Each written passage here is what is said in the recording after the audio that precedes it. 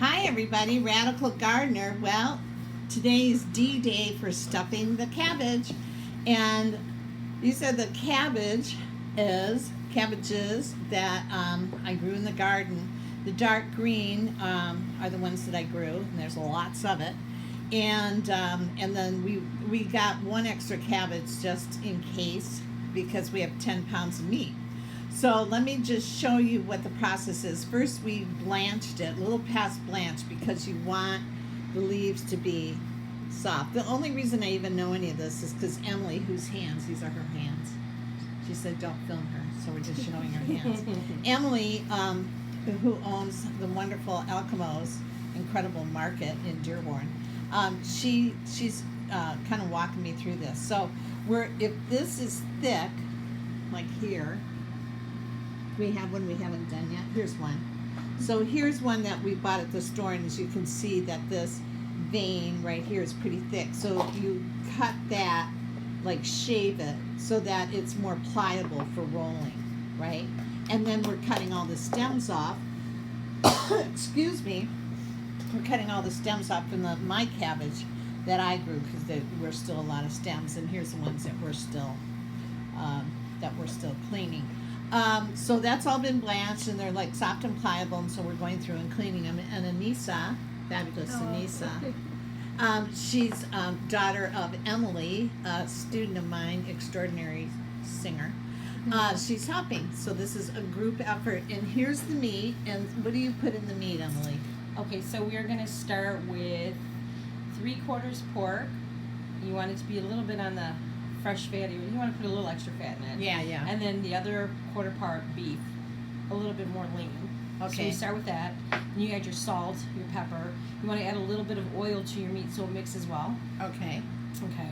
And then also... Not olive oil, like regular oil. You can use pretty much any oil, but I recommend something lighter, like a vegetable oil, like maybe vegetable oil. Grapeseed oil, something that's going to run through the meat a lot easier. And then what else? Seasonings? Yeah, then the seasoning. So then on the side, we're going to saute, which I'm sure you can get while I'm doing it, is a little bit of 2 chopped onions. Okay. Fine. And we're going to saute it till it's like a little bit golden brown in a little bit of butter. Okay. And then we're going to let that cool down so it's not hot, and we're going to add our rice to that. Okay. Then after that gets down to room temperature, and after we do that, we're going to add a little extra more pepper and salt to add to the seasoning of that. And then we're going to add that to our mixture of meat. Okay, and show them the seasoning we use. She orders the seasoning from Poland. And it's called a Glumki seasoning. You can get it at any European store, probably a Polish store. Sometimes in Hamtramck has them. And it's an extra seasoning pack that gives it that nice flavor that you taste. Yeah, that European taste. Yeah. Okay, so we'll keep checking in, everybody, and just so you can see how this is all coming together. All right, we'll be right back. I'll show you. Okay. So here Emily's on the stove. You can hear our fan. It's going rapidly. There we go.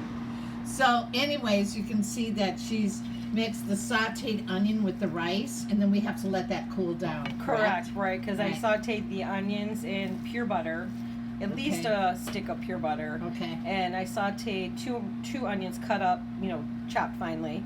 And then once you boil the rice part way, 3/4 of the way, then you add it together. So you're going to let it cool down to room temperature, then you're going to take this and you're going to add it to your meat mixture. Okay. But we just have to wait till everything cools down. Correct. Okay. All right. We'll be back. Oh, wait. Let's show you what we have here. There's the meat. Now, Anise is on the meat. And this is all of our leaves that we're getting ready. There's a lot here. See? All right, you guys. We'll be back. Okay, so here we are. We're at the next version of this, and the rice has been mixed in with the meat, as you can see, and it's really fine. You can tell it's going to be really easy to roll. And so we're going to, and then once we're done with this, then we pour the tomato juice over it that's in the pan. Let's show them the tomato juice that we use. Emily says the best one is Campbell's. You want to bring it so you don't want to be on camera. Okay, so here we go. All right, Campbell's tomato juice. That's what you use. Honestly, you guys, you can get something fancy, but it's the stuff that tastes the best. My mother knew that too. She really did. Okay, and so this is what you use, and then we'll cook it. And for how long do we have it in the oven for, and at what temperature? You want to do about 350 to 375 and check them after about 45 minutes to an hour. Okay. All right, then now we're going to show you how to roll, so we'll be right back. So you want to, am I on? Yeah, you're on. We're Okay. ready to roll. Ready to roll. We're ready rolling. All right. All right, so you want to take your big leaves. First, you want to cut that vein off so it's nice and thin so that you can fold it over. Right. You want to take a nice piece of your meat, kind of pack it in there. So you want to kind of pack the meat a little bit because if one of these breaks open, it's going to kind of be all over your dish when you're baking it inside the oven. And you want to make sure you fill the holes so the holes on the leaves aren't showing so that the meat doesn't seep out. So you're going to kind of fold it over, pull the meat towards you and your leaf towards you, tuck your sides in, turn it over, and you have one stuffed cabbage.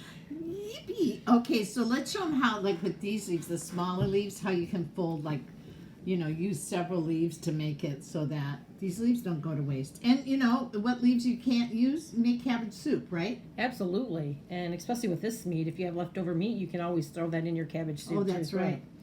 So if you have smaller leaves, you just kind of want to make it like the same size like you did the other one. Just kind of build yourself almost like a flower would be. Okay. And then put your meat in the middle.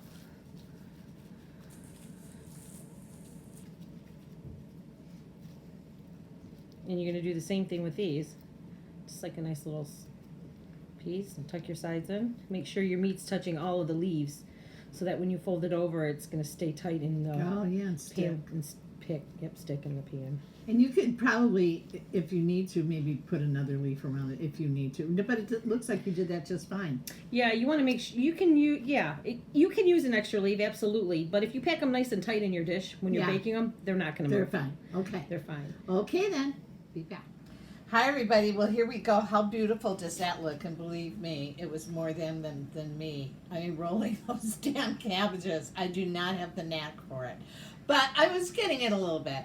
So here we go. This is going to go in the oven for about an hour, right? Yeah, about an hour. So, and we'll check it and make sure it's done before we take it up. Sure. So what you said, 350, 375? Yeah, at least 375. Yeah, I'll put it in at 375. Okay, everyone, we'll let you know how they taste when we're all done. All right, Radical Gardener, from my garden to yours. May your garden always grow. Okay, see you later. Bye.